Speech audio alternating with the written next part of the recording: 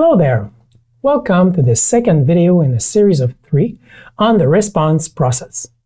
In this video, we will take a look at step 2 of the response process, which is connecting with the text. Before watching this video, make sure you've watched video 1 in our series on step 1 of the response process, which is exploring the text. We will use the short story Tales of the Moon Base as an example for this process. It is available by clicking the link in the description below.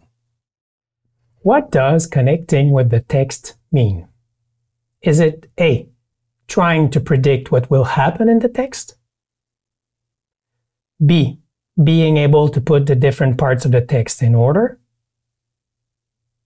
C, finding links between the text and you? Or D, finding cause and effect relationships in the text? If you've answered C, finding links between the text and you are right. Connecting with the text means to find a link between you and the text. This can be done by looking at your life experiences, for instance, things that have happened to you or things that have happened to someone that you know. Also, you could look into character comparison. You could compare yourself or someone you know, or another character from an entirely different story to one of the characters in this story. You can also look at what you were reminded of while you were reading the story. Any situation you thought of while reading. It could have to do with your reactions to the story. How did the story make you feel? And of course, it could be about interesting elements of the story. Any interesting element that really appealed to you on a personal level can be used. Let's take a look at a possible connection example with life experiences. In the story, astronaut Bob has a problem. He has no signal. It's impossible for him to communicate with the outside world. It would be impossible for him to call for help, for example. Now, if you ever have been in a similar situation, you could use this similar situation to compare to the one in the story. Let me tell you a personal story. A few weeks ago, I was biking in the woods and I fell down and hurt myself. I twisted my ankle. It was very painful, so I could not get back on my bike or even walk out of the woods. I took my phone to call for help, but I had no signal. Just like astronaut Bob, I had no bars on my phone. It was impossible for me to call for help, as it would be for astronaut Bob to call for help if he had any emergency. However, I was lucky. Someone passing by heard me and helped me out of the woods. In astronaut Bob's situation, someone passing by just by chance would be very highly unlikely. A possible connection example could be made by character comparison with the Mooncats. Now, during the Second World War, pilots would make up stories about these mischievous creatures they named gremlins, and these mischievous creatures would cause all sorts of problems on their airplanes. Any mechanical problems or technical failure would be blamed on these creatures, just like what astronaut Bob does in the story.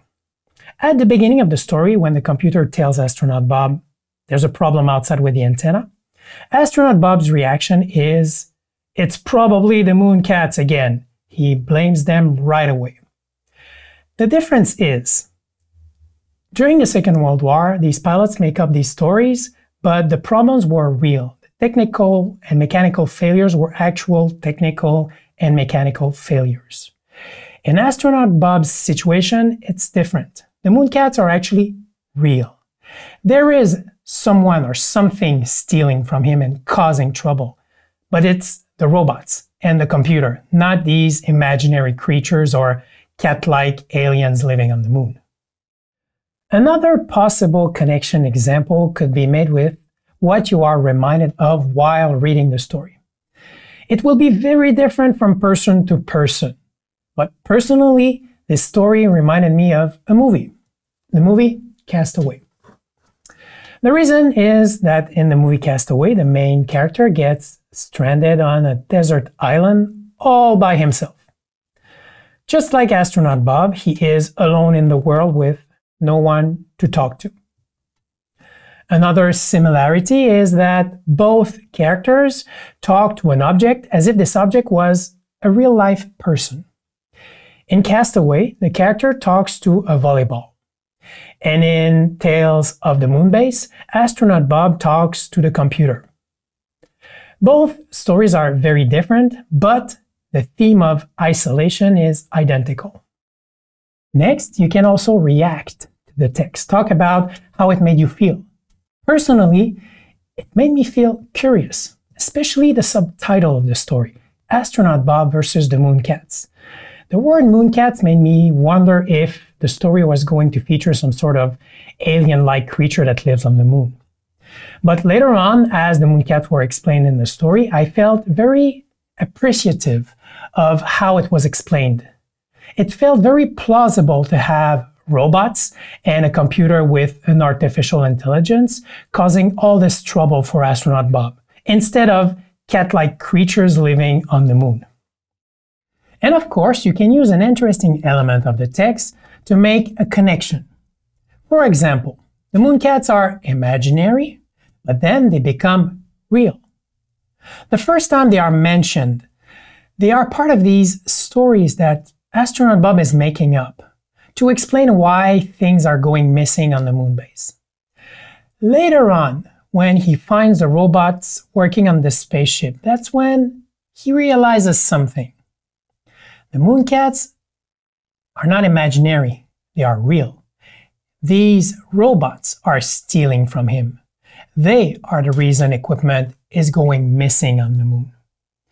The Mooncats are real, but they are not the imaginary creatures that astronaut Bob had imagined. Sometimes making a connection can be, well, challenging. To help you with this, here are a few tips and tricks. The first one is focus on the general message of the text. In this story, having no bars is preventing astronaut Bob from doing something he really wants to do. Whatever he wants to do, he can't because he has no bars. Think of a situation where you could not do something you really wanted to do, but you could not because something was preventing you from doing it. Compare your situation to astronaut Bob's situation, but make sure to use elements from the text to explain your point of view. What you can also do is put yourself in the character's shoes. What would you have done differently than the character? Personally, I think that blaming the disappearing equipment on these imaginary creatures shows that the character is not very proactive. I think I would have wanted to know why things are disappearing and where are they going. I would have investigated what was going on the moon base much more than the character did in the story. Another tip is to use a similar situation to what's happening in the story. For instance, I also have stuff that goes missing all the time. Socks. I put them in the washer and then they disappear. I don't know where they go. It's a mystery. Is there a magical creature stealing them from me, or is the dryer eating them? I don't think so. I think that what happens is that I'm distracted and I just misplace them. And I also think that's what astronaut Bob is thinking about. Objects on the moon are not just disappearing. He's distracted and he misplaces them.